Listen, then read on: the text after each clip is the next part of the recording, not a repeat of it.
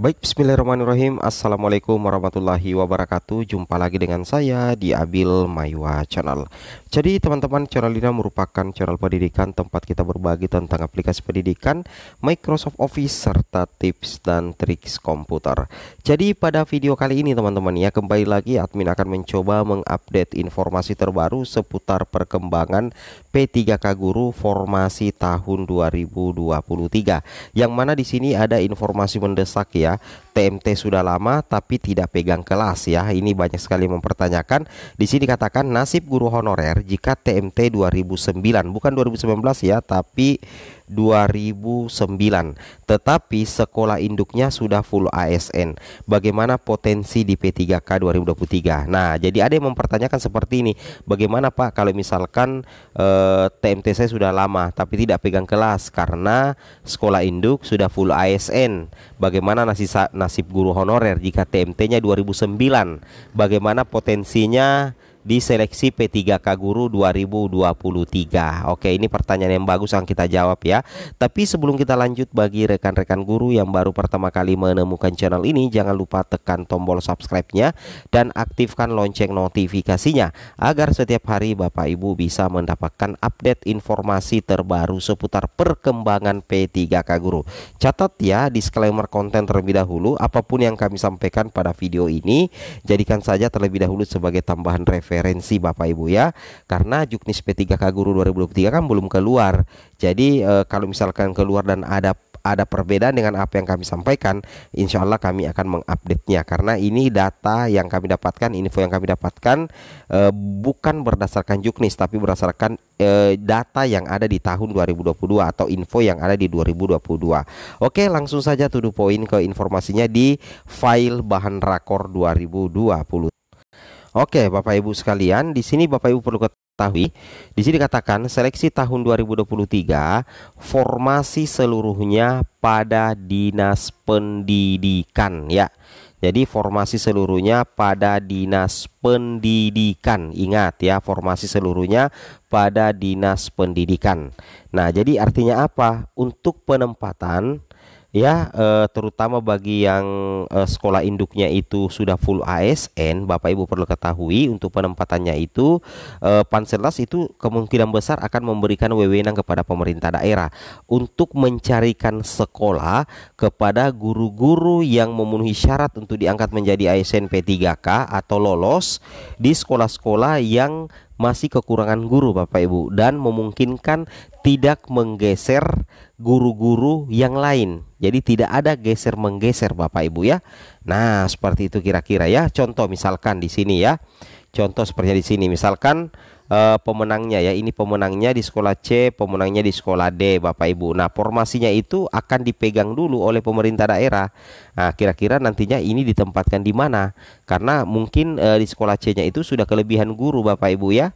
Nah, ini sepertinya sudah terjawab tuntas ya bagi pertanyaan yang tadi, bagaimana dengan TMT yang lama. Nah, misalkan Bapak Ibu yang TMT yang lama, misalkan 2009 ya, TMT Bapak Ibu itu adalah 2009 dan Bapak Ibu itu dinyatakan lulus, dan di sekolah induk Bapak Ibu itu sudah tidak ada formasi lagi, maka Bapak Ibu akan dicarikan oleh pemerintah daerah sekolah-sekolah yang masih membutuhkan guru. Logikanya seperti itu. Nah, intinya Bapak Ibu ikut tes aja. Kalau misalkan lulus, masalah penempatan itu urusannya pemerintah daerah Bapak Ibu ya.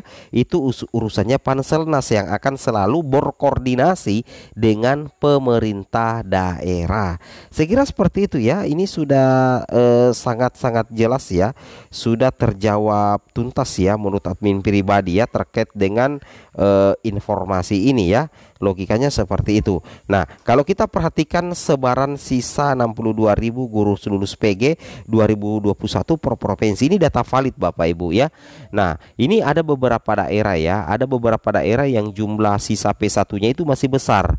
Contoh ya, ini Bapak Ibu ya, provinsi berapa ini? Provinsi Jawa Barat ini sisa P1 itu, sisa P1-nya itu untuk Jawa Barat itu masih banyak, 3.608. Ini untuk P1 dan di satu provinsi saja, yaitu di Jawa Barat Bapak Ibu. Nah, jadi besar kemungkinan memang itu P1 itu tidak bisa dituntaskan di tahun 2023 Bapak Ibu ya, logikanya seperti itu.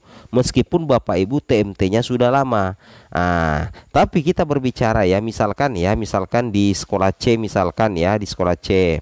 Di sini kan sudah kelebihan guru, tapi di sini ada guru induknya satu yang TMT-nya sudah lama, anggaplah dia THK 2. Nah, ketika dia lolos ya, dia tes CAT ternyata lulus, tidak mungkin guru ini akan ditempatkan di sekolah C. Tidak mungkin Bapak Ibu ya, tidak memungkinkan ditempatkan di sekolah C. Salah satu hal yang menjadi penyebab utama kenapa tidak bisa ditempatkan di sekolah C, penyebabnya itu adalah karena di sekolah C itu sudah kelebihan guru. Meskipun TMT Bapak Ibu itu lama, tidak bisa ditempatkan di situ meskipun Bapak Ibu lulus. Bagaimana solusinya? Solusinya itu adalah urusan pemerintah, urusan Panselnas dengan pemerintah daerah ya.